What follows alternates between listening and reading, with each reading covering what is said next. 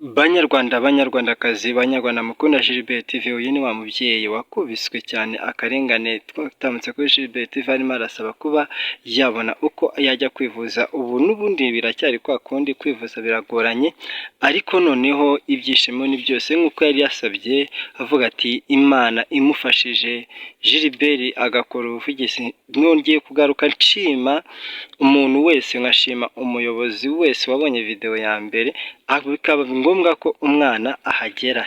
Ibyishimo ni byose ku mubyeyi w'umwana. Ese wabyakiriye ute ukimara kumunaba?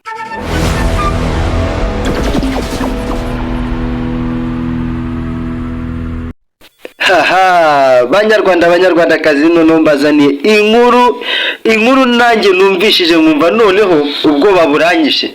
Nayindi iyo nkuru ngiye kubabwira ni kwa Mundanikure Angelique nagakiri mu karere ka Rulindo, yimukiye mu karere ka Gasabo. Uramutse uvuye mu karere ka Gasabo ukava mu karere ka Rulindo, uraturuka mu karere ka Gasabo, uraturuka ruguru umanuka werekeza muri Rulindo, nuva muri Rulindo ukava muri Rulindo werekeza muri Gasabo. Na handi uretse kwa Mundanikure Angelique. Mundanikure Angelique iyo ageze ikintu cya mbere akwakirizana urukundo, harabanza akagusekera, amara kugusekera kubaza turashaka iki, amara kubikoza akavuga ati none ngiye kubigwana na kimwe nitayo, mana we kugera